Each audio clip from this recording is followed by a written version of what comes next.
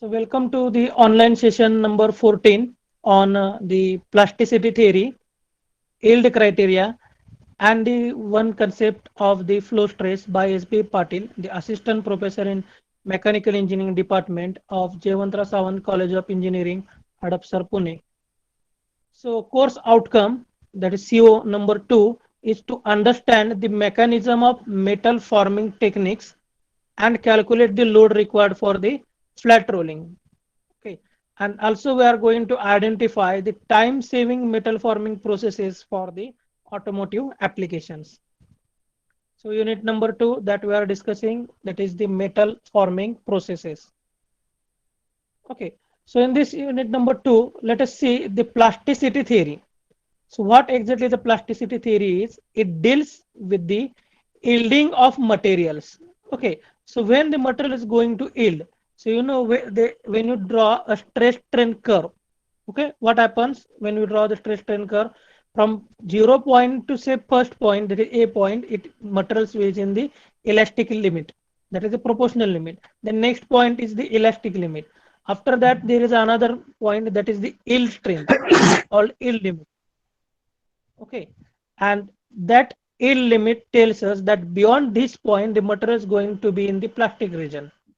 Okay, and the yielding of the material is shown by not all the materials. Okay, some materials show yielding, some materials do not show the yielding of the materials. So basically, this plasticity theory deals with the yielding of the materials under the complex stress states. So it allows one to decide whether a material will yield under a stress state and to determine the shape change that will occur if it does yield. Please do not talk. Yadnik,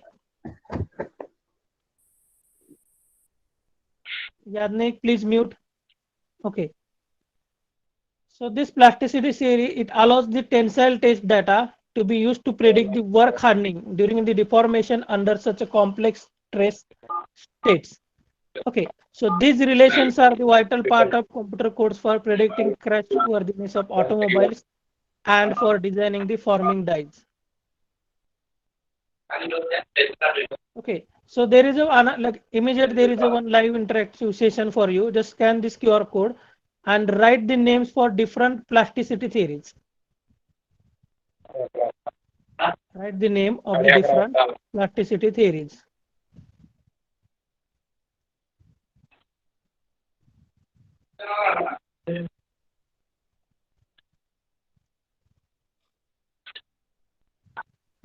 This you are already studied in the strength of material or solid mechanics subject.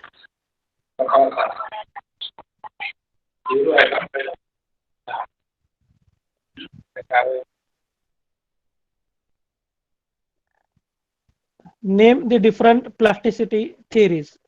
Let me know whether do you knowing the different kinds of the plasticity theories or not. You can search it on Google.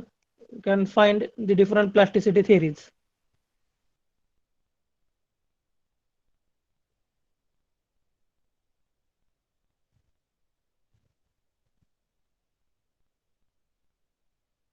Scan the code or I will provide you the link in a chat box.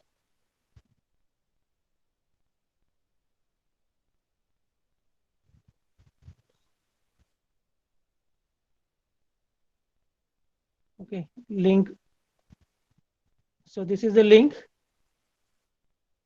and joining code is this 665526.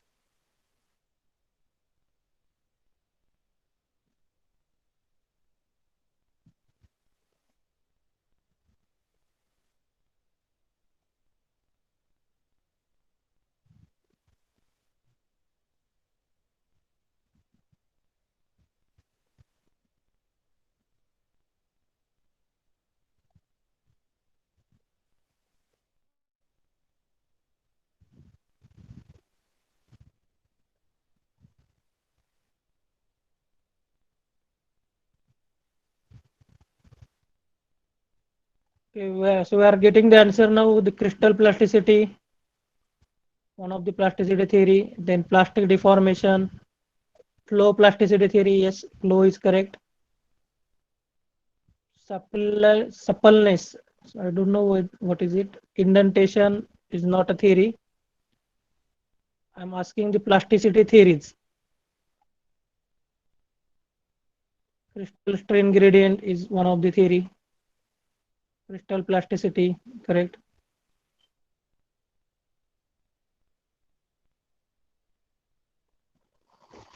Also, I will tell you some answers that there is a Tresca theory, maximum shear strain theory, von Mises theory. Okay, so different yield criteria theories are also there.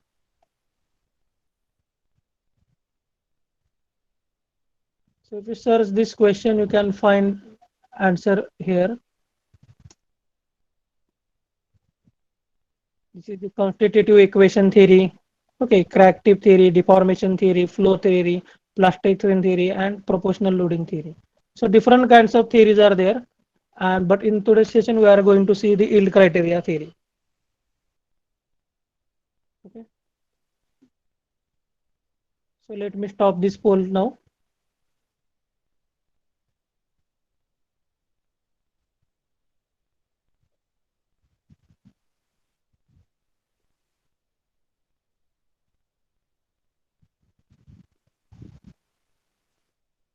So moving to next part, that is the yield criteria.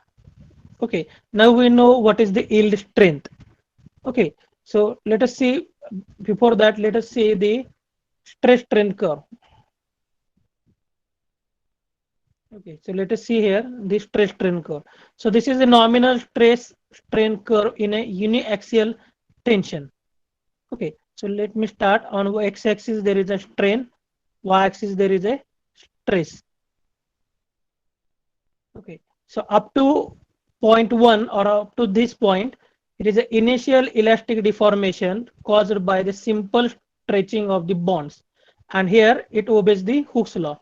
Okay, that is it is within the elastic limit. So point 2 here is the yield point. Okay, it is the stress level at which plastic deformation first occurs.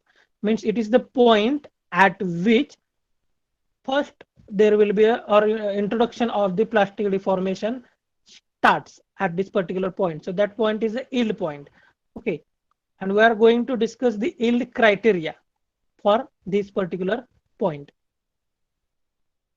After that, there will be a plastic flow, that is the slip occurs on a glide planes by passage of the dislocation. So these are the metallurgical terms. Okay, but what you can say that at point here, this point, what you are getting is the ultimate tensile strength. And after that, the elastic strain recovery, that is a non-permanent elastic deformation is recovered upon the release of the mechanical stresses. Okay, so here today we are going to see the yield criteria for metals.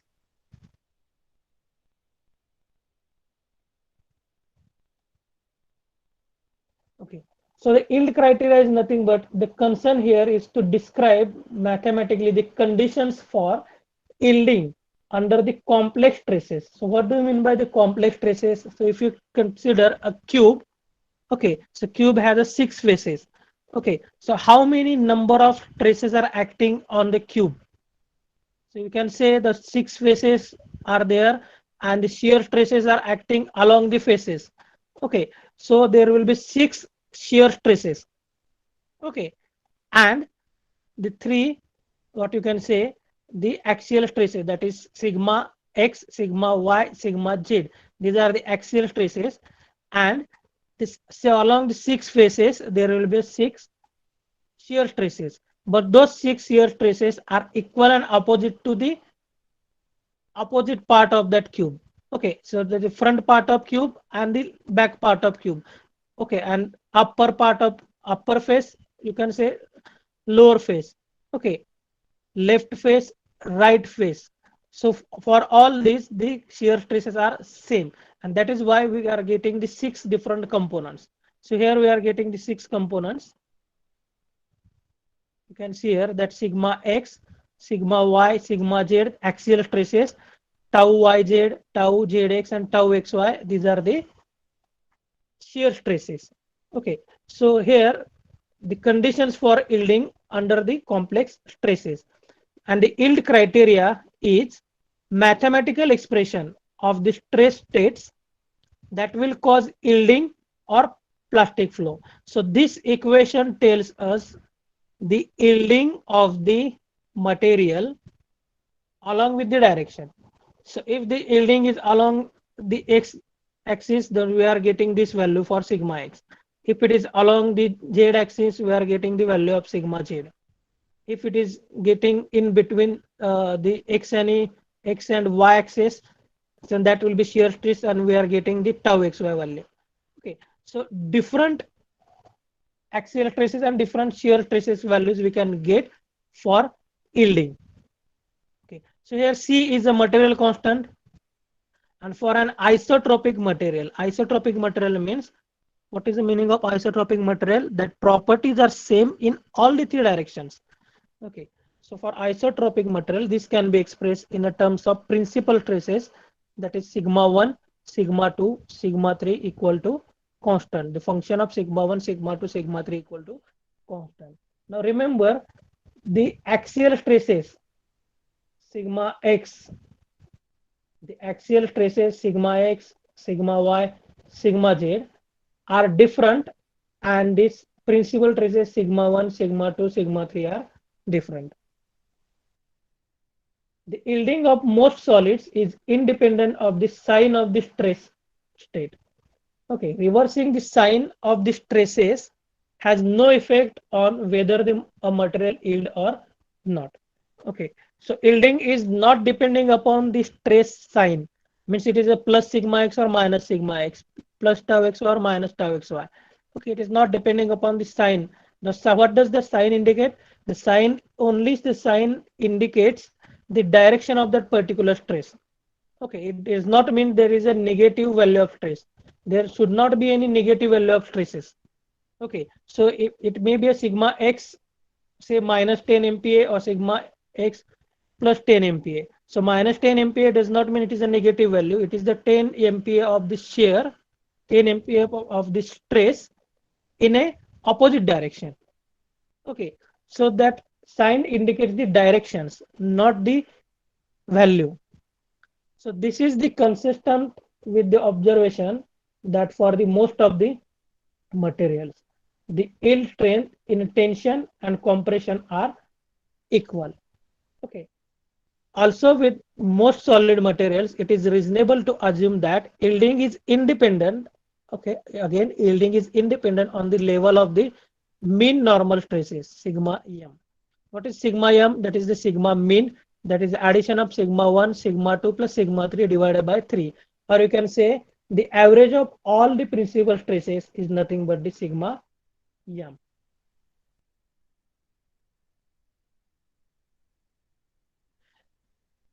Now we can see here that the assumption of the constancy of volume is certainly reasonable for crystalline materials. Okay, that if you are saying that the volume is constant, but for the crystalline material that deform by slip or twinning, because these mechanisms involves only shear. So with the slip and twinning, only shear stresses are important. So with this simplification, again, yield criteria must be defined in this form, that function of sigma 2 minus sigma 3, sigma 1, sigma 3 minus sigma 1, and sigma 1 minus sigma 2 is again constant. That is removing of the shear stresses. Okay. So next yield criteria, one of the yield criteria is the Tresca criteria. So this is the maximum shear stress criteria. So what does it states? It states that yielding will occur when the largest shear stress. Okay, so there are shear stresses, let's say tau xy, tau yz, tau zx. Out of that, which is the largest shear stress, and that will reach a critical value. And that largest shear stress is found by tau max. The tau max is equal to sigma max minus sigma mean by 2. So maximum principal stress minus minimum principal stress divided by 2 gives the maximum shear stress. And this you have also proved in a Moore circle. Okay, that you have studied in the SOM subject, the Moore circle. Okay, so the Tresca criterion can be expressed as sigma max minus sigma mean equal to constant.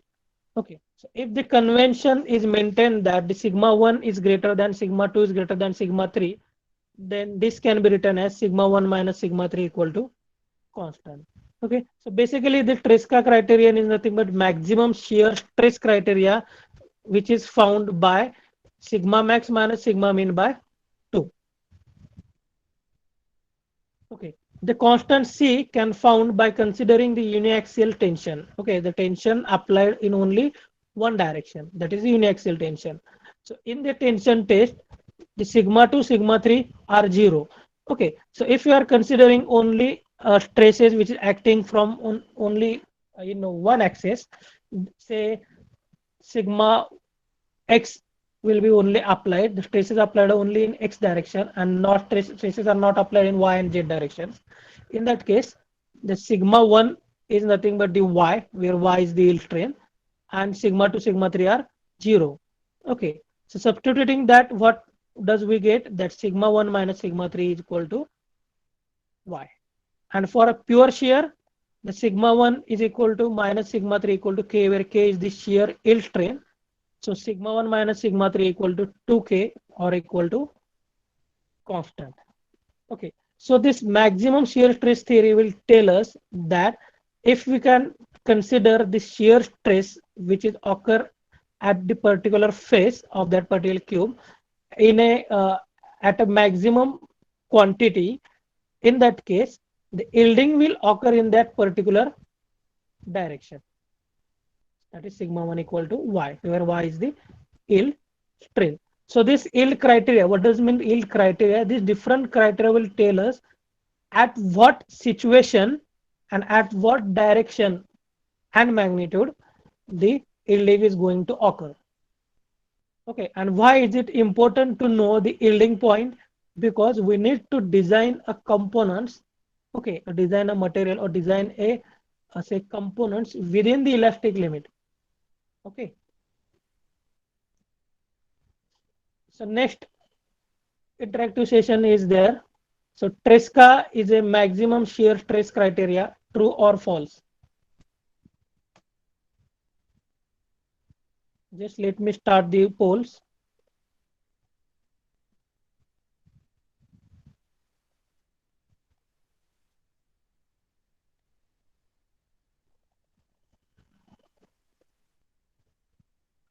Start giving the answers. The link and code is the same.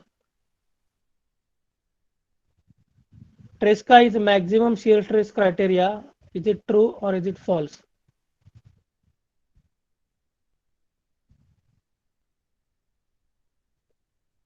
Those who come late, for that the link is provided. Code is Sir, also provided. true है sir. Okay, yes, it is true.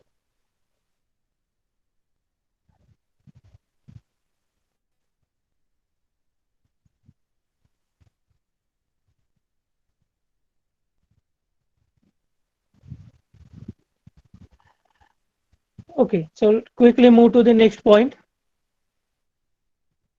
Till others can give their answer, we will move to the next session. So next criteria is the one Mises criteria. Okay, so basically we are studying here only two criteria. One is the Tresca criteria, that is the maximum shear stress criteria. What does it tell? The component, if it is acted upon by some kind of forces, and if there is a maximum, if material is going to fail by the maximum shear stress. Okay, if the material is going to fail at particular point by maximum shear stress, then we need to study that Tresca criterion and need to find the principal stress that will be equal to the yield point or yield strength of that particular material. Okay, now here let us clear the things that whatever we are calculating, that is the Tresca, say for example for Tresca maximum shear stresses, whatever we are calculating, that is the calculation part. But whatever yield strength is there, that yield strength is the strength of that particular material, that whatever we are going to use, and it is not going to be changed.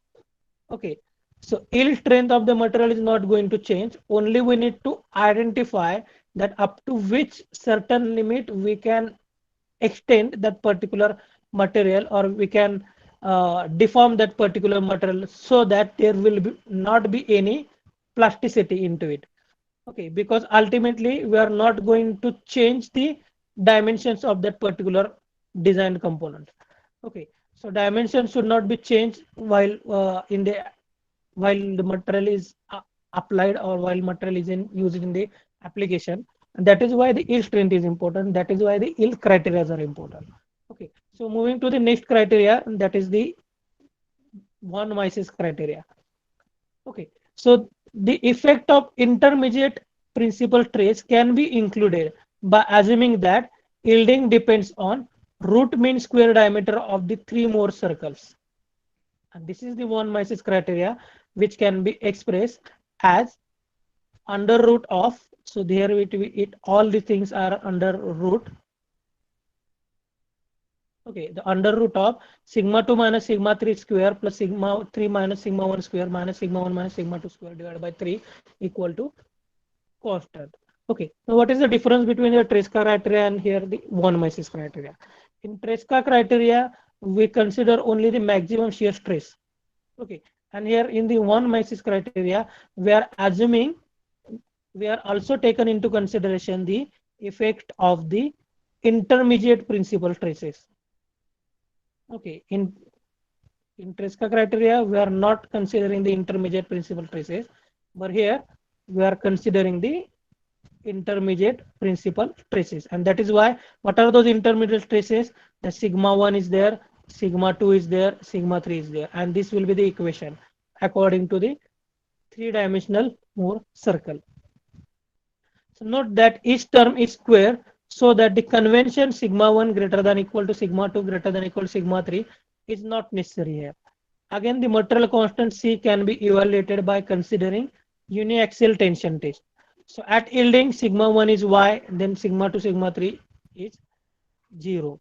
Okay, so yielding may happen at sigma 1 equal to Y. It may happen at sigma 2 equal to Y, where sigma 1, sigma 3 will be 0. It may be sigma 3 equal to Y, where sigma 1, sigma 2 will be 0. Okay, so hence the equation is modified here, that sigma 2 minus sigma 3 square plus sigma 3 minus sigma 1 square plus sigma 1 minus sigma 2 square, that is 2y square. Okay, so here just make it clear that we are not going to solve any complex problems here. Only we need to understand how the material is going to yield, and what criteria that we can use to understand the yield strength of that particular material, so that we can use that material till that point in the application or in the metal forming processes. Because as we are going for the cold working processes, say rolling process, cold rolling process, so we must know that how much deformation does it take taken by that particular material. Okay, so that there will not be any strain hardenings, or so that it is not going to break. Okay, that is why the yield strength is important, and hence the yield criteria is important. So these are just mathematical things, that for pure shear, we know that K equal to Y on under root 3. Okay, so these are the mathematical terms again, the sigma 1 equal to Y upon 1 minus alpha plus alpha square raised to 1 by 2. Okay, if it is shown in the elliptical form. Okay, so this is the equation that you can use to find the traces, actual traces. Okay, now here sigma y, sigma z, sigma x, tau yz, tau zx, tau xy. These are the normal axial stresses and normal shear stresses. These are not the principal stresses. Okay, where x, y, z are not principal stress axis. Okay, so this one Mises criterion can be written in form of principal traces in this fashion. Okay, this is the equation of one Mises criteria. for if we have the value of principal traces. But if you don't have the value of principal traces, it can be written in this session, in this fashion. Okay. So let us see yield surface for one Mises criteria. So you can find this is a cylindrical tube or cylinder and a state of trace which gives a point inside of the cylinder represents elastic behavior. Okay, so this point representing the elastic behavior which is at the inside. So these are the axial stresses and these are the principal stresses. So yielding, when yielding does begin, it begins when state of the stress reaches the surface of the cylinder. Okay, so when the stresses reaches at the surface, okay, so what happens at the surface, the stress will become maximum. There will be a maximum stresses or amount will be maximum. And at that case, the yielding occurs or yield surface occurs. Next is the concept of the flow stress. So the flow curve describes the stress strain relationship in the region in which metal forming takes place. So flow stress of the metal, the strength property determines the forces and power required to accomplish a particular forming operation. Okay, so what exactly the flow stress is? What does it mean? So it will tell us the flow of that particular stress value or particular stress, how the stress is going to flow inside the material. Okay, so let us see or let us define the flow stress.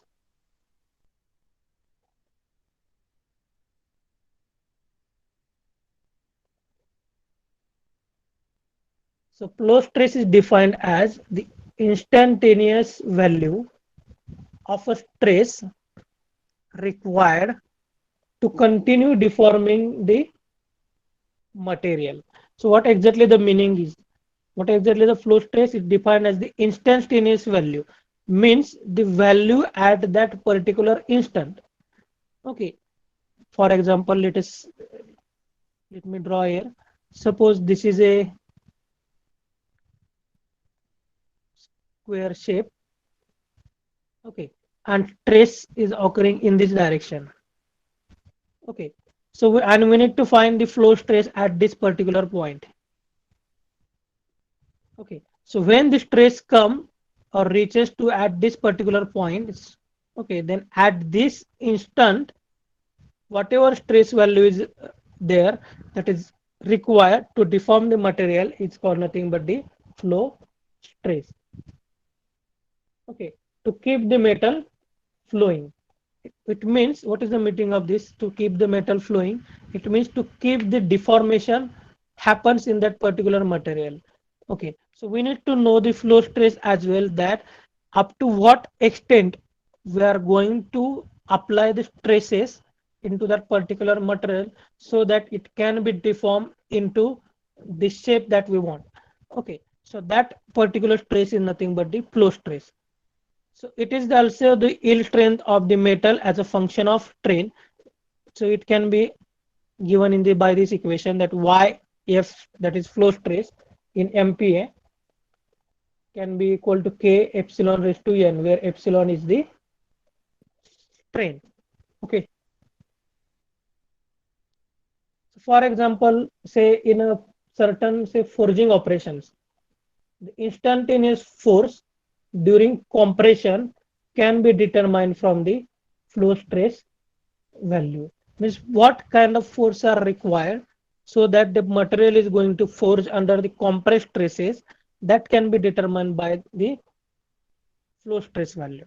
Okay, the maximum force can be calculated based on the flow stress that results from the final strain and end of the forging stroke. Okay, so next point is the average flow stress. So average flow stress, also called the mean flow stress, it is the average value of traces over the stress strain curve from the beginning of strain to the final value that occurs during deformation. Okay, means starting point and the you can say the end point of the deformation. In between whatever amount of forces are required, the average value of that is the average flow stress or mean flow stress, and it is calculated by this equation where yf is average flow stress, epsilon is maximum strain value during the deformation process. Okay, so here you can see that this is the shear rate epsilon in x direction and true stress in y direction, and this is nothing but the stress strain curve.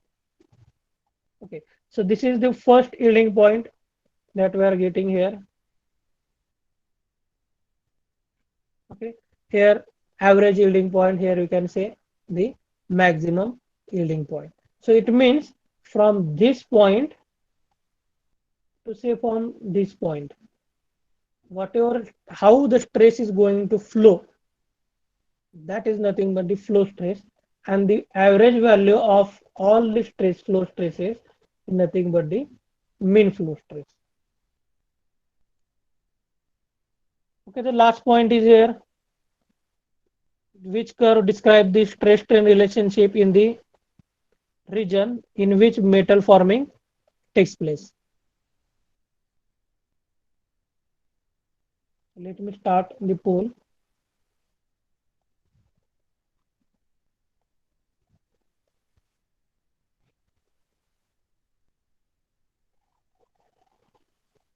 The poll is started. I think the link is same, but still I will put the link in the chat box.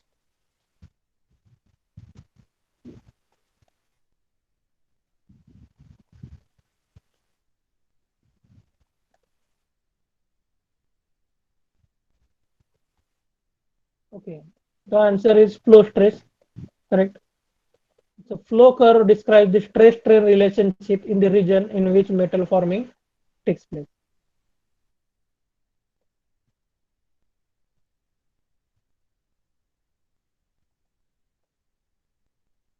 So today I will conclude here that we have seen the plasticity theories, why plasticity theories are required. Okay, then the yield criteria. So yield criteria is nothing but the criteria which is required to know the yield strength or to know the value of the yield stresses beyond which the plasticity may starts. Okay, and the each and every material, whether it is metal or non-metal, has its own yield strength value. Okay, and we are not going to change that yield strength value. That can be changed by the heat treatment processes, that is the later part. Okay, but if you can take on one material, then it has the sufficient or the given yield strength value. Okay, and depending upon what kind of forces we are going to apply, whether in the x direction, y direction, z direction, or along with the faces. Okay, depending on the which criteria we are using, that is von Mises criteria or the Streska criteria, we are going to find the maximum principal stresses in terms of the yield strength. Okay, and that were the yield criteria. Okay, so we'll stop here to today's session.